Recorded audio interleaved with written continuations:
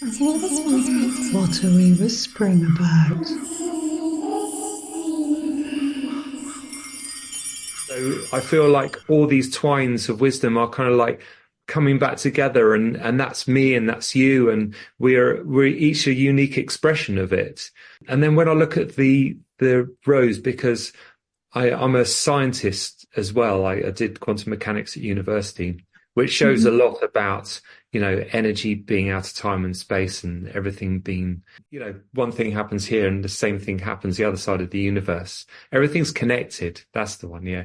So with the rose consciousness, I feel, because I go through the multi dimensions of energy, and where I see source or where I feel source, just kind of like the next level out for me is the rose energy.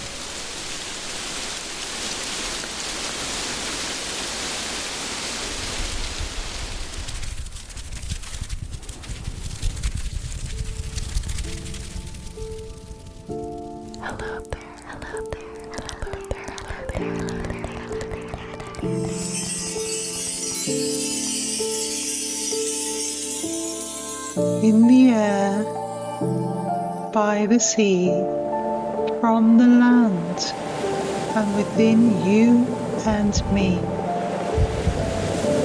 Fairies are whispering.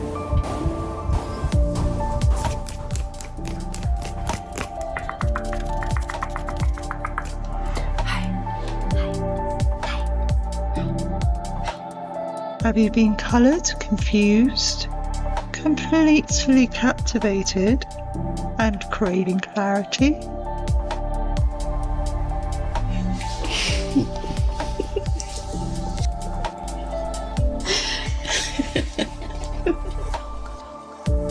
This is Claire Casely, and I am a fairy whisperer. Maybe you could use some clarity, some guidance.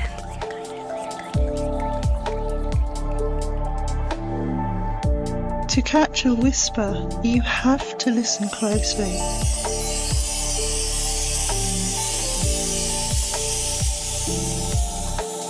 Listen with me.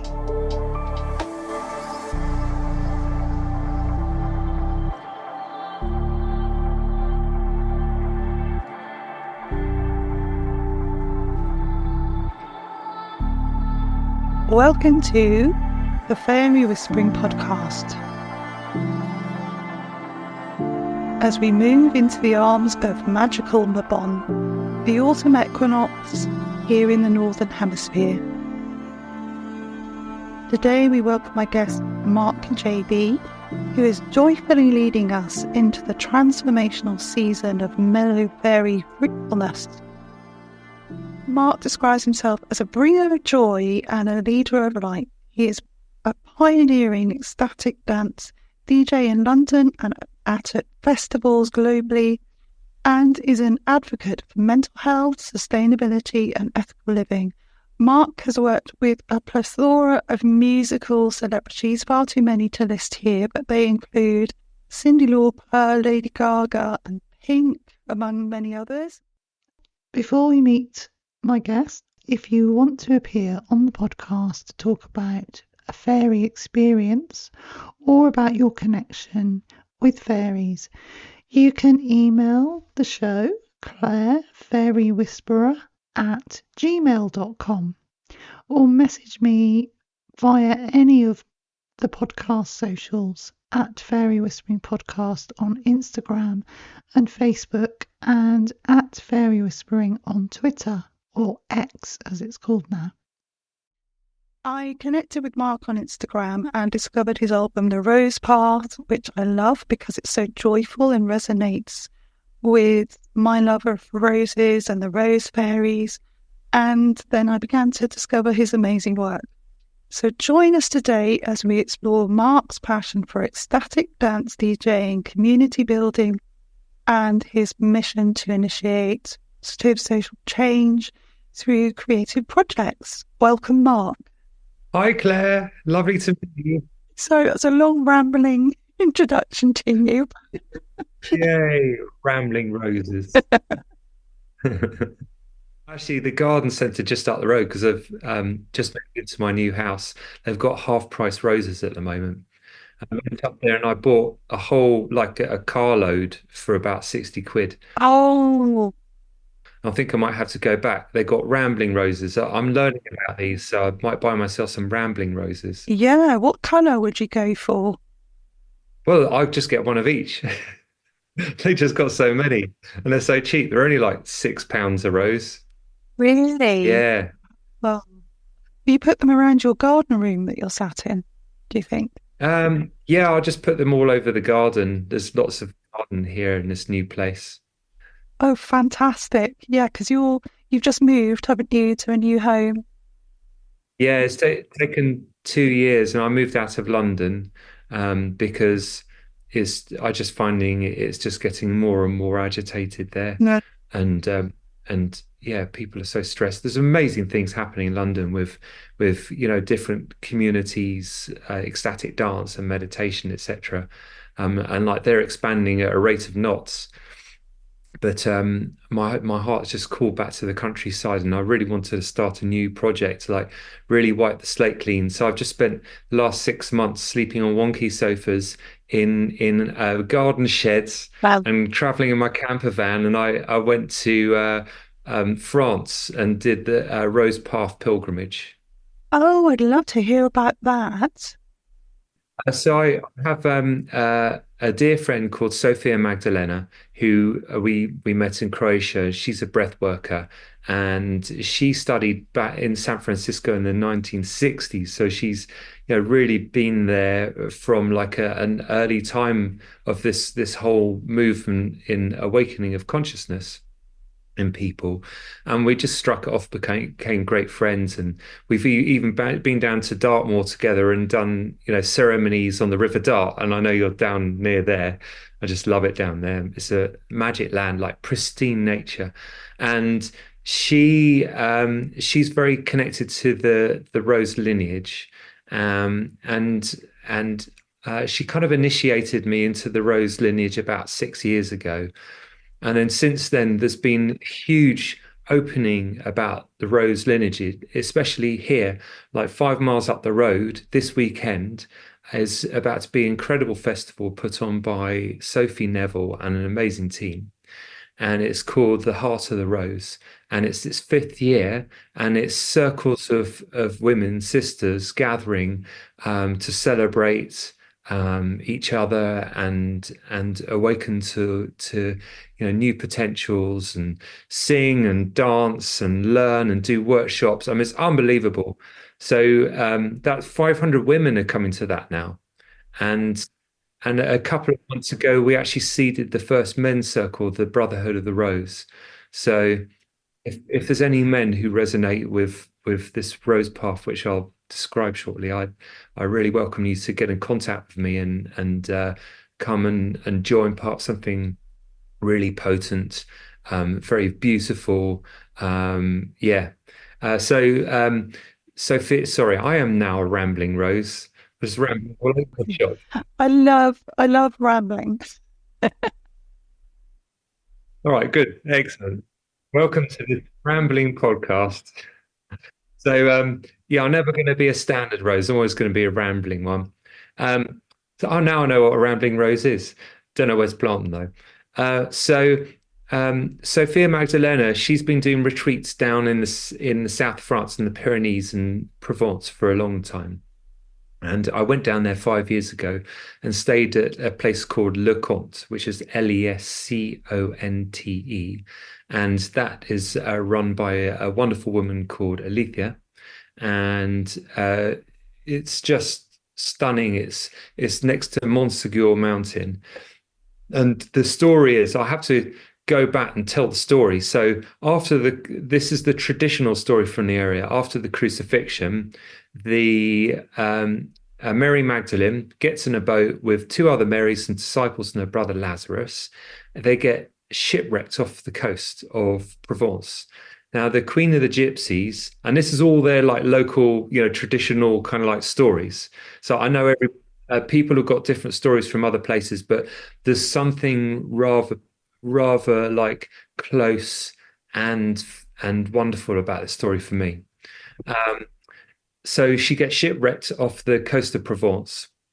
And the Queen of the Gypsies has a premonition that there's a boat coming with important people. She goes out in the morning and she sees languishing in the sea this boat. And she goes out and hauls it in. And lo and behold, it's Mary Magdalene and her troop.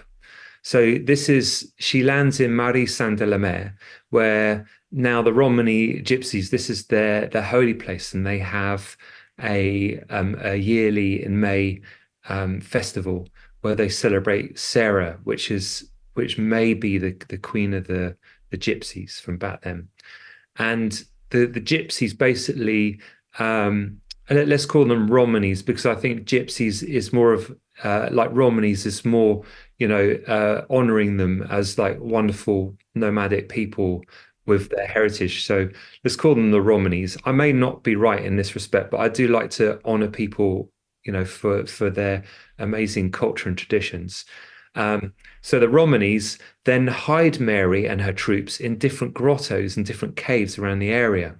And that's where they teach from. And then the teachings spring into mystic schools and the traditions of the area. That there were many temples of Isis there as well, like Rennes-le-Château. There's actually a boulder with an ant cut in it there. And out of that springed up the Cathars, which were a Gnostic Christianity community, and they had initiatory spaces where they went on initiations, and it was all very like mystical knowledge that had come, through the Essenes with Mary and Yeshua or Jesus, and then had come before that from Egypt and other civilizations. So it was a very long mystical path. And then it went into the Cathars, and then out from various other kind of like arms and legs of it sprung Templars, Rosicrucians. So I actually, and the Cathars basically hunted down by the Roman army because they were such a threat. And there were 3 million of them were killed. So it was a mass genocide by the Roman army and by the Inquisition. The last in that area were hunted down to this mountain next to Leconte, and there was a 3-month siege as they stayed in a fortress. And eventually the Cathars, 220, came down, and the Romans had prepared fires, and they said, either renounce your faith or walk into the flames. And 220 were burned that day in the fields at the bottom of the mountain. So I stayed right there. I also met, because the Cathars went underground with their mystical teachings, and there was a Cathar premonition that in 700 years a certain holy tree for them would die and would come back to life, and it did. There was a horrible disease on it, and it all died, and it came back to life in 2021. So since then, as far as I'm aware, the Cathars have been back, like teaching, and I actually met one of the main people holding the torch for them, and I stayed with them, and they put me into their initiation spaces as well. So it was quite an incredible journey. I also went down to I went to Marie-sur-la-Mer, where they arrived by boat, and I eventually went to Provence, to Maxime Saint-Baume, where Mary Magdalene's bones are in the crypt. It's like a skull, but there's her grotto up in the mountain. I went there. It's unbelievable. You walk to the grotto, you go up, and then there's like a monastery there with men in white robes, and you walk into the grotto, and there's a beautiful altar there, and then there's a little sign saying "This way to Mary Magdalene relics," and then you walk behind, and there's one of her bones, and just like the power coming off this thing, it was like looking at the Ark of the Covenant or something. It was just unbelievable, just incredible. I mean, had no idea you were going to share all of this today, Mark, and it's just amazing, really. It really resonates with me and the path I'm on, and obviously, you can see you're surrounded by roses, and I'm wearing a dress with roses on, and the red, the Magdalene red as well. So where did your journey go from there? But I think it's a continuous journey. Like I feel like I'm on Rose Path, hence naming the album after it on Spotify. Um, oh, my door's opening at the moment. It's like someone's coming in. Um, so, um, yeah, for me, the Rose Path represents the Rose wisdom lineage, and it's like a weaving of different wisdoms throughout the eons. So, like we're talking like thousands and thousands and thousands of years through different civilizations, and it's it's a pathway to like realizing yourself, to knowing yourself, to being able to be capable in normal life, which can be full of chaos and agitation, and being able to be excellent in that, and then be able to just be your authentic expression. So I see that like this, all these different wisdom paths, they kind of like wove through all these civilizations, through the Essenes, and then back out again into the world. Some of them went hidden, and then they kind of like weaving back through us now. So I feel like all these twines of wisdom are kind of like coming back together, and that's me and that's you, and we're each a unique expression of it. Um, and then when I look at the rose, because I'm a scientist as well. I did quantum mechanics at university, um, which shows a lot about energy being out of time and space, and everything being entrained, and kind of like that goes into sorry, not entrained. Everything, one thing happens here and the same thing happens the other side of the universe. Everything's connected. That's the one. Yeah.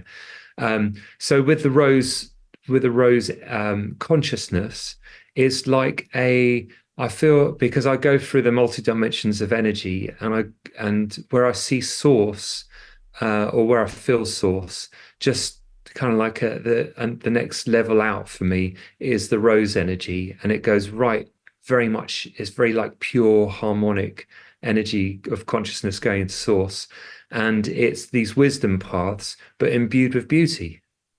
So like, the symbol of the rose here is just perfect because it's very beautiful, and it's just a beautiful reminder all the time of this wonderful, way of being. Yeah, and creating your album, The Rose Path, as well. Did you feel that you were channeling that rose energy through the music? Because there's so many beautiful sounds in that album. I'm just wondering how you created that music, whether it was, you felt was coming from the roses. I'm going to do what the politicians on Radio 4, not answer the question, like answer it from over here. Sorry. Okay. It means I can answer it more fully. Yeah. I looked into ages with music and healing. I love physics, mathematics, finding a better way to turn up in life, pathways to happiness, Yeah. being able to exist in chaos and agitation, and being quite happy and capable in that. So I've been exploring for a long time through different, mystery wisdom traditions. And I was looking for, how do you get healing in music? Does what hurts, does this do? This hurts, does that, play that, do that. And then one day, and I was kind of getting a bit lost in it, studying all the different, not just what people were being inspired to do, but also the scientific studies, of which there's not that much. There was quite a few in the 70s by the Monroe Institute. There's not actually that much. I actually worked with neuroscientists for 1.5 years, Wow. looking into all of the scientific proof and metadata studies into how music affects the human condition. There's really not that much 2 years ago, but I'm sure that many more have been done since. Yeah. And one morning I just woke up and I just realized, it's just intention. When I don't actually need to worry about any of these. What hurts does that, what hurts does that. It's intention. And it's like what I intend to do, what I'm feeling, what I'm going through. So like I make a lot of film and TV stuff. and I'll be making really aggressive hip hop music, and I'll be going through a massive acceptance piece with someone who's been really, like a really big teacher in my life, give me a really hard time and driving me to absolute despair. And then I'll finally accept it as I'm making the song. And I feel all those codes, sort of like that sequence, that pathway, that sequence of what needs to happen to be able to accept. I feel it go into the music. And then this music, like this really aggressive hip hop music going out through TV sets all around the world. So I imagine like someone is, eating their TV dinner, Yeah. Yeah. darkness, with these codes coming out of the television about accept. Wow. So I get to broadcast these things really far and wide to millions and millions of people just while I'm sitting here in my lovely home. So with the Rose Path, going back to that, when I'm in the studio, sometimes I'm on a shaker and I'll feel energies like circle around my hand, go over the shaker and into the microphone, and then it's in the music.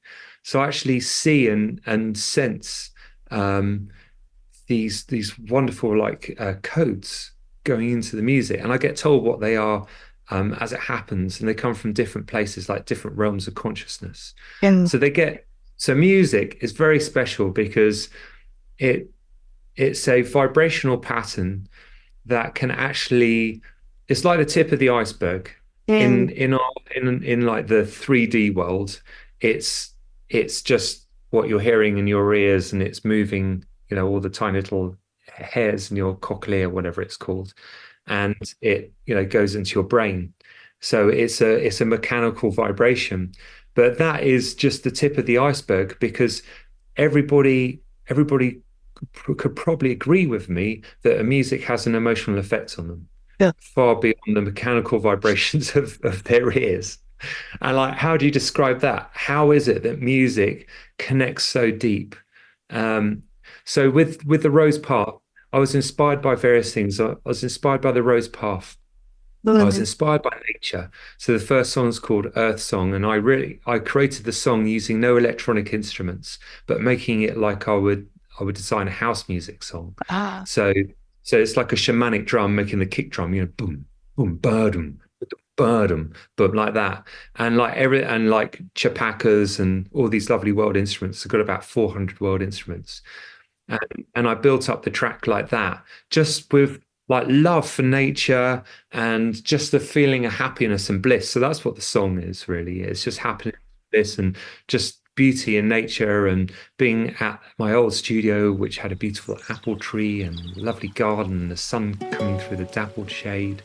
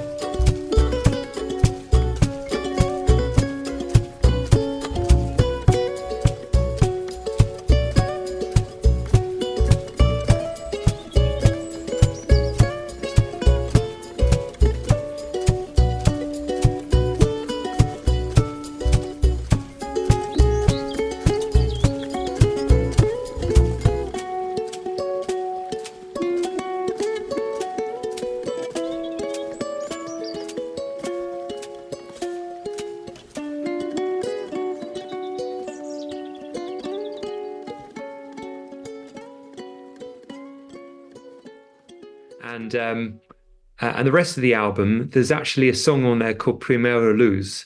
And I have some wonderful friends who are Peruvian shamans. He's a Peruvian shaman. She's half English Indian.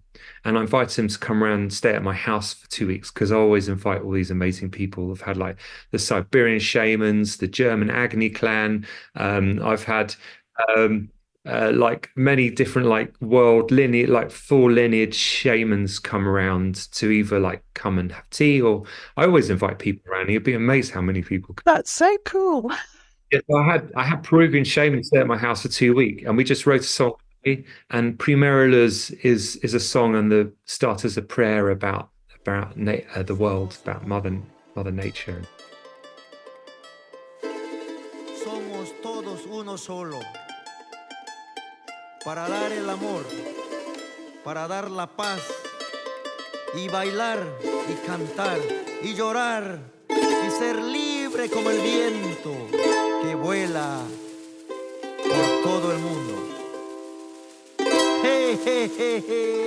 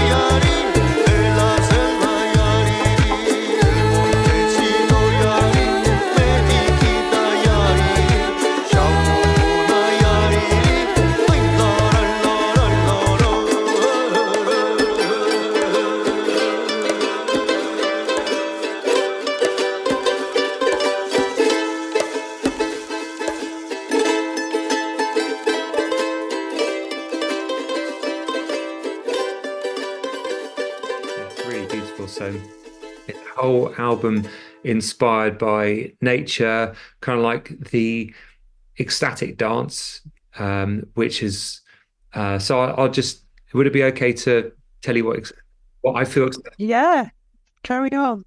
Yes, share. Thanks, Claire. You're not getting to ask many questions. No, no, I'm just enjoying listening to you. It's all wonderful. Thanks. I can really ramble forever. So ecstatic dance, something fantastic that's been happening for a while. For me, it really started off in its modern era with Gabrielle Roth with Five Rhythms. She came up in the 1970s, I think at San Francisco, with this fantastic way of dancing sober, of going through different ways of dancing with that will excite different states of being. So you can really have you bring the stuff up. Like there's you're dancing to chaos, and then you're like dancing to lyrical, which is much more easygoing. I don't really understand it that much, but I do know I love the five rhythm dances, and I have been to many for like 8 years. And then there were five rhythm dancers in London in this incredible church. And the first one I went to was by a guy called Seth, like fantastic DJ. He works so hard. I have so much respect for him. And it was in St. Peter's Church in Vauxhall. It was so funny, Claire, because I walked in, there's like 150 people in their kind of like shorts, sweating. And I'm like, it's like the world's best nightclub with amazing music, but everybody's sober. It's like, wow, what's going on? And like they say, and then um and like afterwards we went out to an eatery up the road, and there's a gay bar called Fire, and all these guys were coming out the bar, and they were completely wasted, and they were looking at us, and we were having so much fun, and we were like running and jumping around and dancing to music, and these guys were like, "What are you guys on?" And we were like, nothing. We've just been through ecstatic dance." So it was really funny. Um, so for me, I went into DJing ecstatic dance because I put on a night in Southeast London in a church for a while, and ecstatic dance is wonderful. It's sober. There's a few guidelines which are universally accepted. So it's dancing barefoot. It's no mobile phones, and also it's no talking, but you can make whooping noises and screaming or whatever. Also, emotional releases are welcome. So when you're dancing, you can just there's no judgments. You just dance the whole way you want, and it really opens up your body to music. Also, rather than if you feel uncomfortable with a song, rather than leaving the dance floor, just stick around and see what it brings up, because that's the real magic. So it's like for me, it's like an emptying, and it's just moving through all the really awkward stuff in life, all the uncomfortable stuff. You actually feel like you're dancing through it, and you just feel so embodied, like in your body, and like happy and grounded at the end. And then there's so many lovely people there. It's just a great community. So I'm passionate about DJing ecstatic dance. So going back to the Rose album, it was also for ecstatic dance, and I was so lucky that I got it signed up to a record label called Rosweno, which is made by this lovely and very fantastic pioneer called Mose, Mose. And do check out his music on Spotify. He's a real pioneer of ecstatic dance from Guatemala. He tours the world. I've met him at festivals, and we kind of like chat about music projects, and he's signed up a whole bunch of my music to his record label, which is wonderful because it kind of drops into the middle of ecstatic dance ceremony, like especially cacao ceremony community across the world. Amazing. My absolute favourite track is Roses in the Wind. Oh, Oh, I love it. It's that, for me, talking about emotional landscape, for me, that is just optimum emotional landscape for me. I know this resonates with different people, different ways, but it's so uplifting and beautiful. It's just such a journey. oh, thank you so much. This is my beautiful friend Gayatri. She's a wonderful, powerful woman, and very funny as well. And I invited her to come around and collaborate on a song with me. And she bought a whole bunch of instruments, so we just created that in a day. And there was a storm outside, and we invited in the all the rose energies at the beginning. So we did that song as part of a ceremony. Yeah. So I resonate with the wind, the sylphs, and, talking about my personal expression with all things fairy. I really connect with fairies through the wind and all of those elemental energies. So I love the title. I love that the song embodies, the title really. It's got that wonderful elemental energy to it. Thank you. We were even drinking rose cacao. Were you? Oh my gosh. Oh wow. Yeah, beautiful. Love drinking rose. I'm just going to walk around the garden here picking roses. Would you? I've got fish, koi carp outside, and I haven't fed them yet. Would you like to come with me and feed the fish? Let's do that. Let's feed the fish in your garden. So let's go feed fish food. This is fun. Yeah. Oh, look at this pond. Wow. Can you see the fish? Yeah, see? Okay, here we go. There's 5 of them. Do they all have names? They're not yet. Well, there's a flower in the top. It looks just like a fairy. It's extraordinary. Oh, in the corner there. Yeah. Is it a fluffy dandelion seed? Something like that, yeah. I was in a orchard the other day talking with a friend, WhatsApp messaging, and she's very much connected to fairies. And as we were talking, a big bunch of dandelion seeds floated by me. And then within seconds, she spotted a dark sort of fairy ring, a dark circle of grass in front of her on her walk. It's amazing how these connections happen, isn't it? Yeah, it's life is wonderful. I live my life by the signs now. So I've just pulled off the most incredible manifestation. I've just got the house of my dreams. I'm in here. I'm so overwhelmed by how incredible this place is. It's almost 600 years old. It's just utterly stunning. The gardens are unbelievably beautiful. It's super private in its own valley. It has a stream with 4 waterfalls and 5 bridges. So I've just been following signs for 6 years, and people say, Mark, you're mad. Like, what are you talking about, these signs?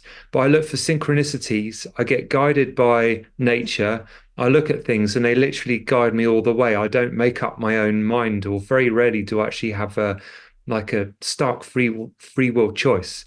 I just go by the inner guidance. It's like a magnetic pull to things. And I see signs everywhere in nature. And maybe it's like the dance of the water, of the sun off the water, or a leaf on the ground, or something like that. And it guides me to do things. Now, some of my friends are going to go, okay, Mark, this sounds absolutely ridiculous. We just think you're bonkers.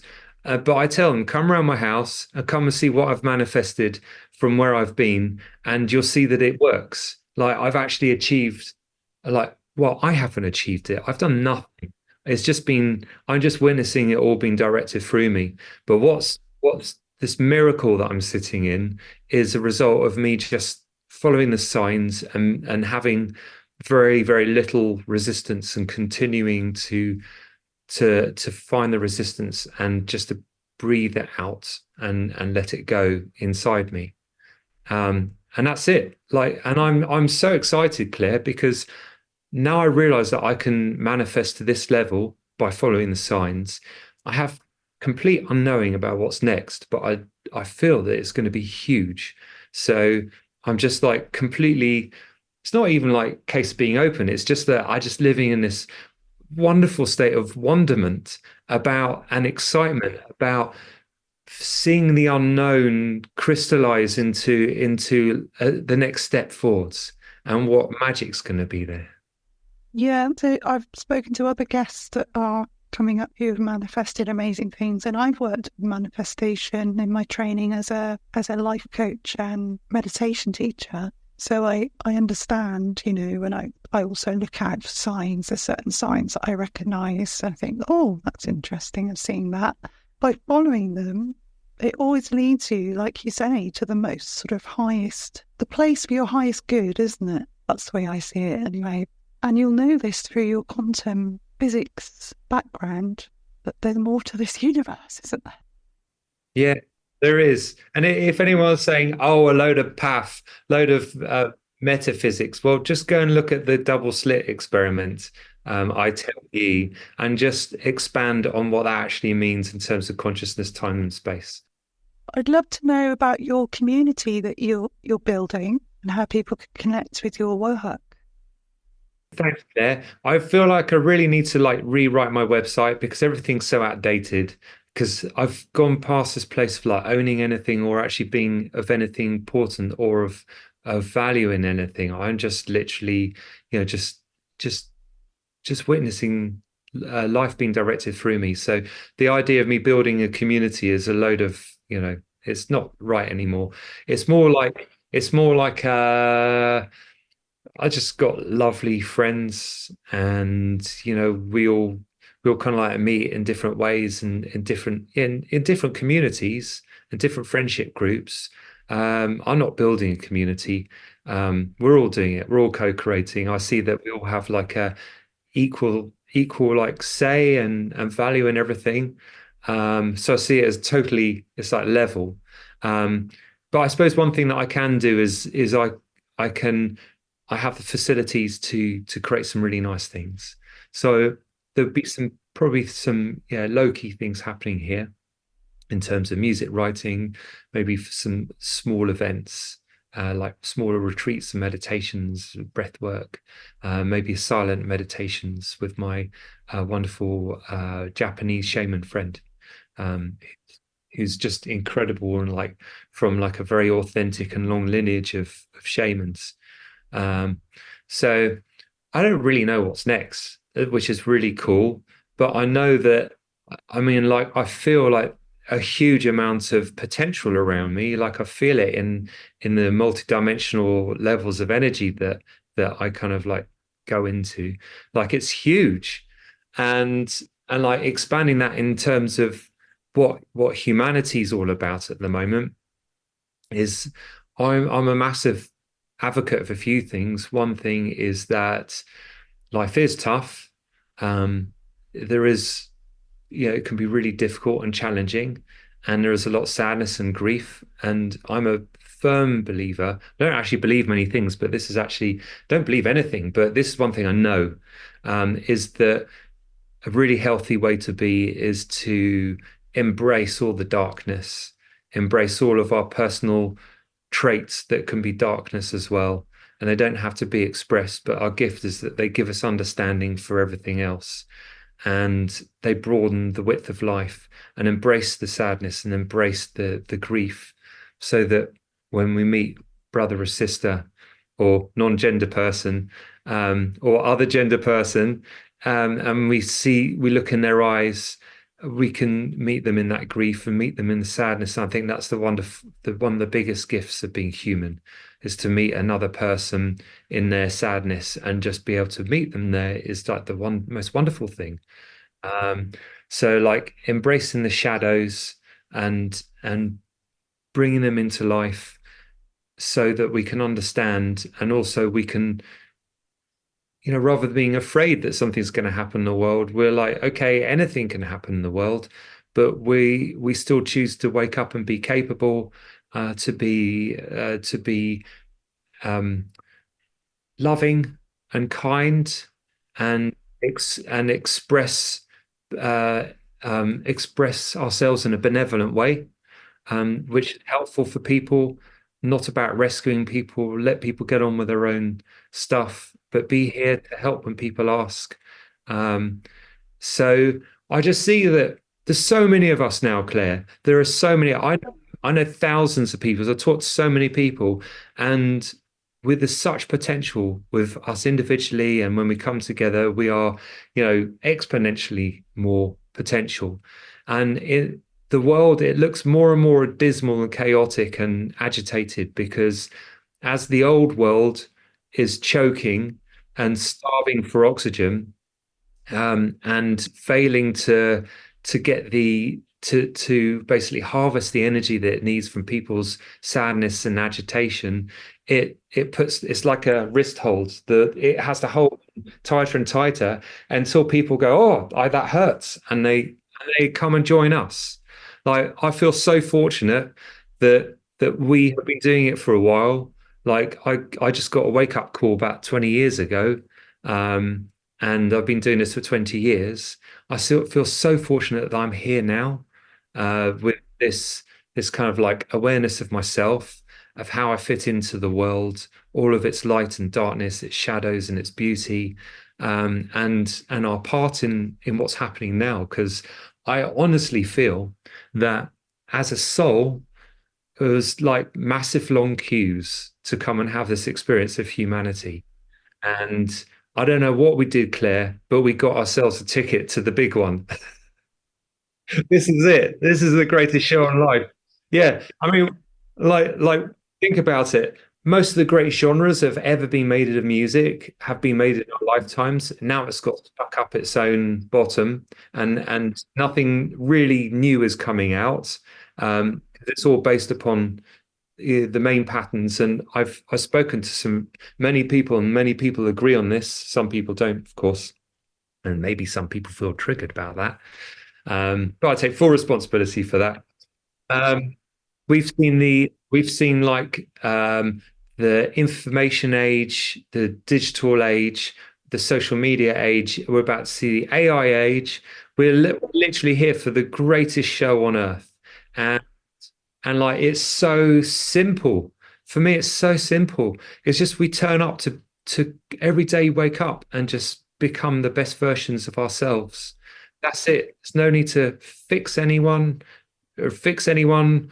Follow the signs, be the best version of ourselves. And by being that, we create these immensely powerful ripples going out into our friends, family, communities, and into the world, that people go, well, I see that Marc and Claire have a big smile on their face. Why is this? Let's knock on their door and ask them if they're open for a cup of tea. So I feel this is how the magic happens. And then more and more people are coming to ecstatic dances all over the world. There used to be one event a week 6 years ago. Now there's six events a night in London at times.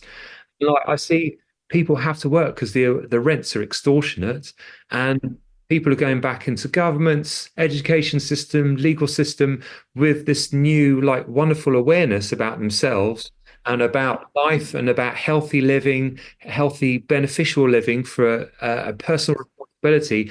And I see it's like Christmas lights coming inside the government, Christmas lights coming inside schools. And yet I feel like this massive change is not some kind of like vast, like, it's not mighty Thor's hammer. I feel like it's a beautiful process of people coming alive and going out there and becoming a new version of themselves that creates ripples going through systems.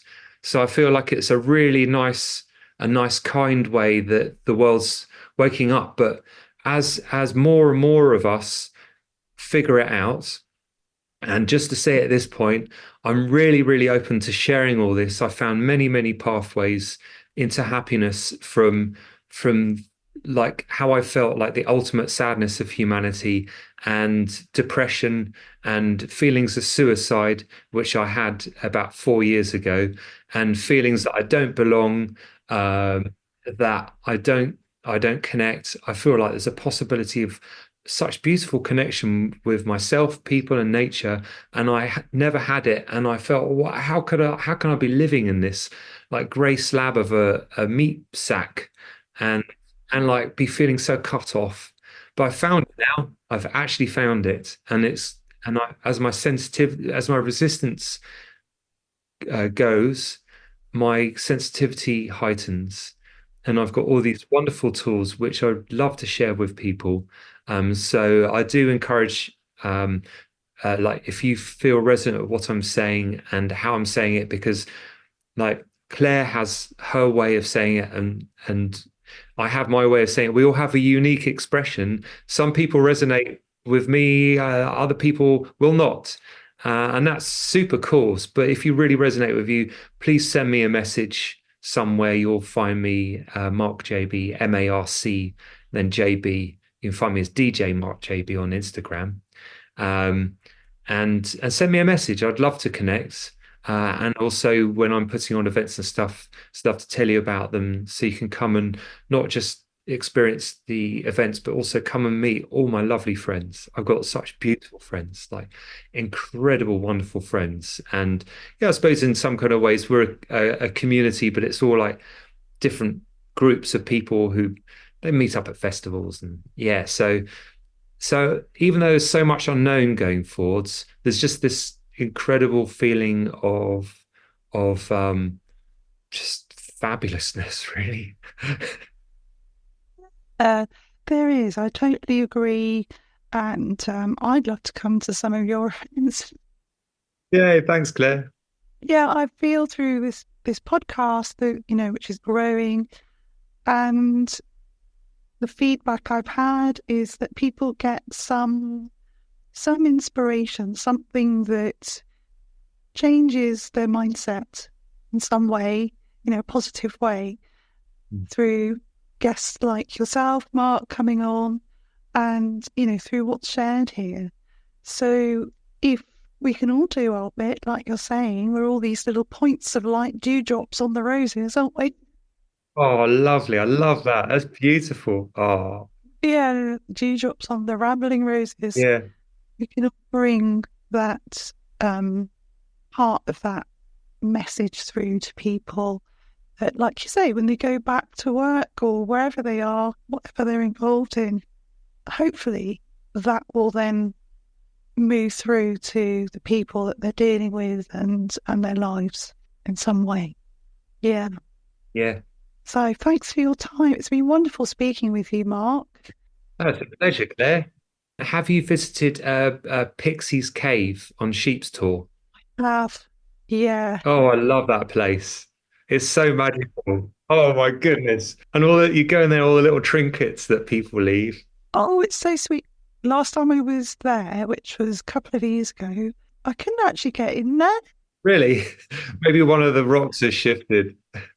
Here's a bit of a clamber. I was like reading instructions, like you had to go backwards but the magical thing was when I turned up, there's a grandfather there with his two grandchildren, and they were only like, I don't know, 4 and 5, something like that.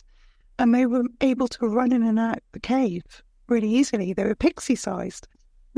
And as I turned up, he was like looking around, and I said, "Are you okay?" He said, "Oh, I've lost my mobile phone." So I said, "Well, I'll try ringing it for you." So, but yeah, we couldn't hear it ringing anywhere. And I said, "Well, did you leave a gift? Because there's a tradition. Did you know there's a tradition with that cave that if you visit, you have to leave something for the pixies?" And I said, "Did you leave something for the pixies?" He said, "No." I said, "Oh, they've taken your phone." Lovely, thanks, Claire. It's lovely to talk with you, and yeah, lovely to meet you.